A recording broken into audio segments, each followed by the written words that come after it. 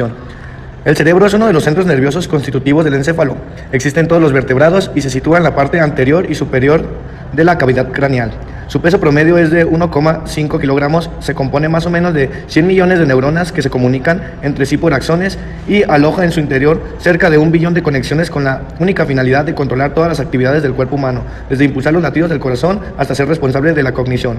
Por su parte, la psicología cognitiva define la cognición como el estudio de procesos mentales entre los que se encuentran la percepción, la memoria, el aprendizaje, la atención, la inteligencia, el pensamiento y el lenguaje, entre otros.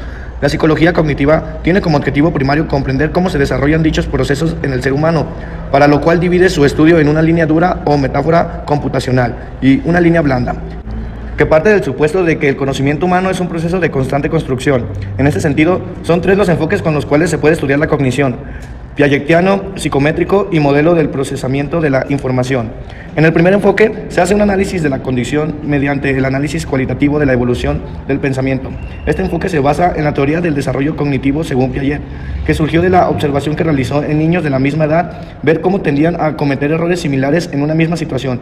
Esto lo llevó a formular la existencia de la secuencia en la evolución del pensamiento y estableció lo que hoy se conoce como periodos del desarrollo cognitivo según Piaget, que son 4: periodo sensoriomotor, periodo preoperacional, periodo de operaciones concretas y periodo de operaciones formales.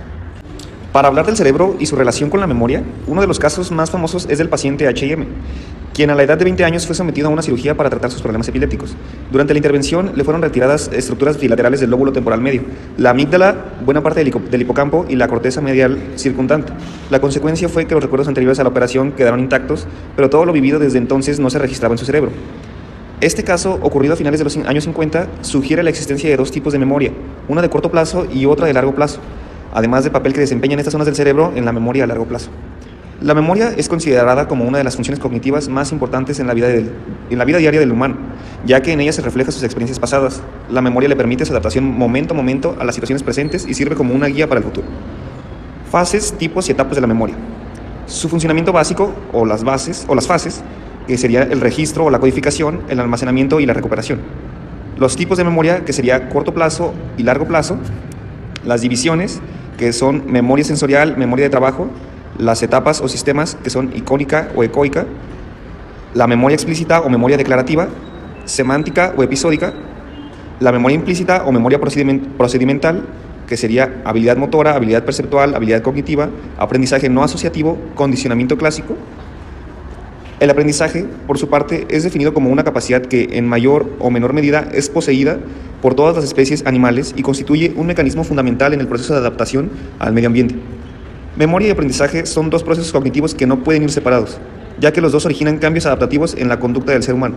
El registro, el almacenamiento y la recuperación forman parte del funcionamiento básico de la memoria. La primera fase, también llamada decodificación, depende en gran medida de la atención y la concentración, así como de lo significativo que resulten las experiencias vividas.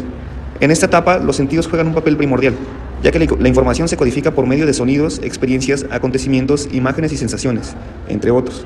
Su objetivo es preparar la información para que se almacene. El almacenamiento es un proceso que se caracteriza por retener la información en la memoria. Es la fase necesaria para, tiempo después, poder recuperar la información y llegar al aprendizaje. En él, los datos se ordenan en el cerebro según las capacidades intelectuales de cada individuo. La última fase es la recuperación, cuando la información se registra y es bien almacenada. Resulta más fácil acceder a ella. En esta fase pueden obtenerse 2 resultados: la información almacenada se recupera o, por el contrario, se olvida. Memoria a corto plazo. Independientemente de la cantidad de estímulos iniciales y de la variedad de los mismos, una persona tiende a recordar más o menos 7 elementos. La memoria a corto plazo, también denominada operativa, es un sistema con la capacidad de almacenar una cantidad limitada de información durante un periodo corto de tiempo, que se compone de la memoria sensorial y la memoria de trabajo. La memoria sensorial se refiere a aquella que recibe un individuo a través de sus sentidos y se caracteriza por tener una duración de pocos segundos, pero una gran capacidad de procesamiento. Se subdivide en icónica y ecoica. La primera es el registro de la información que se obtiene por medio de la vista y la segunda se refiere al registro de la información por medio de la audición. La memoria de trabajo se caracteriza por ser un almacén temporal, cambiante y manipulativo de información. Está compuesta por los componentes ejecutivo, central, visual, espacial y fonológico. Memoria a largo plazo. Es un sistema capaz de almacenar durante años o durante toda la vida grandes cantidades de información, cuyos límites aún no quedan bien definidos. Se divide en memoria explícita y memoria implícita.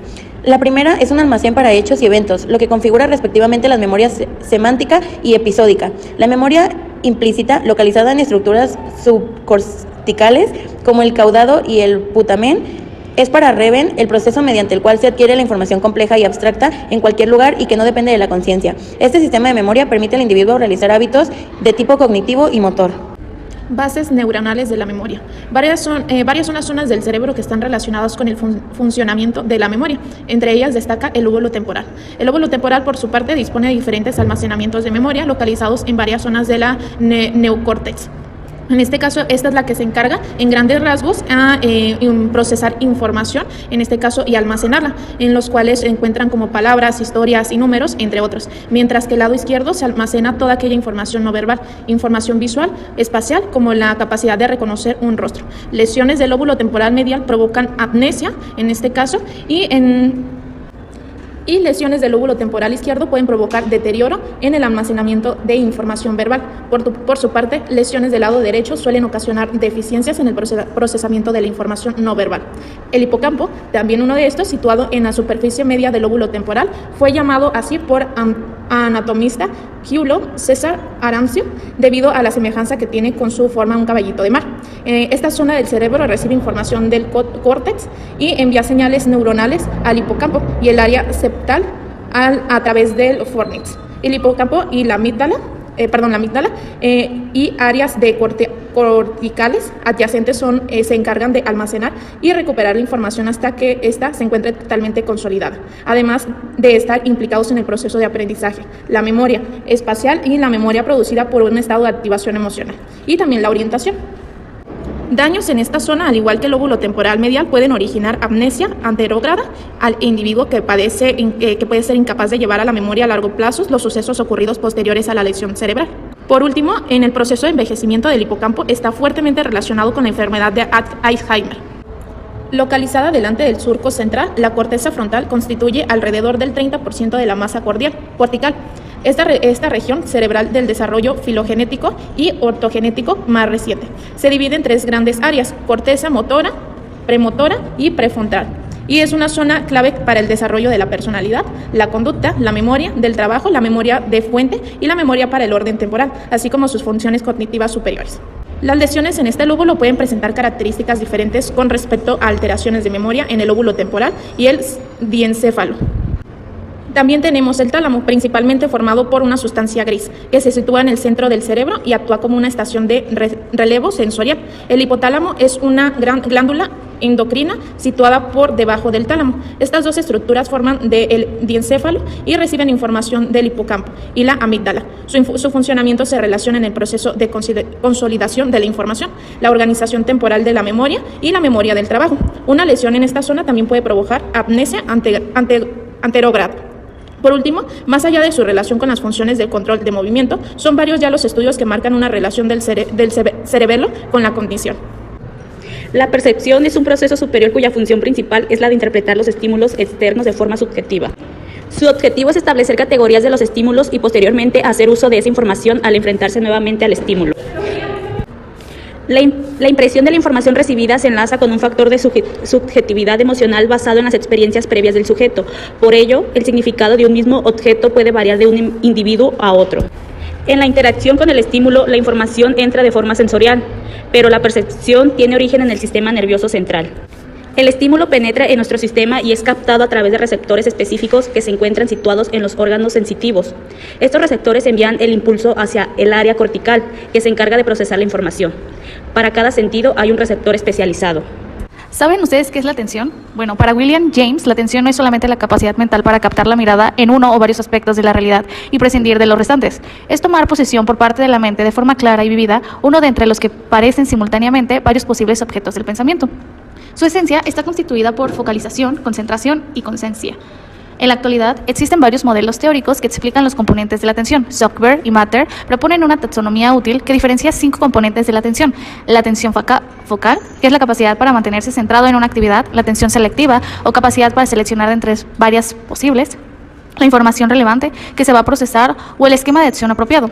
La atención sostenida, que es la capacidad de mantener el estado de selectividad atencional durante un periodo prolongado en la realización de una tarea. La atención alternante, que es la flexibilidad mental, y la atención dividida, que es la capacidad para responder a 2 tareas simultáneamente. ¿Cuántos y cuáles son los sistemas entrelazados? Bueno, existen 3. El sistema de alerta o arousal, sistema atencional posterior o atención posterior, atencional posterior o atención posterior, y sistema atencional anterior o atención anterior. El primero, que es el primer sistema es la base de la conciencia, la intensidad o el grado de alerta, y corresponde a la atención más básica o primaria. El sistema de atención posterior es la atención de orientación a los estímulos y se localiza en la corteza parietal posterior, la pulvinar lateral y el colículo superior. Y por último, el sistema de atención anterior se localiza en el cíngulo anterior, los prefrontales laterales, el caudado, el orbitofrontal y el sistema frontal superior. Y es el encargado de analizar los datos y preparar las respuestas. Inteligencia. La inteligencia se puede definir como la capacidad de elegir entre varias posibles la opción más acertada en la resolución de un problema. Además, está relacionada con lo bien o mal que le pueda ir a una persona en su vida.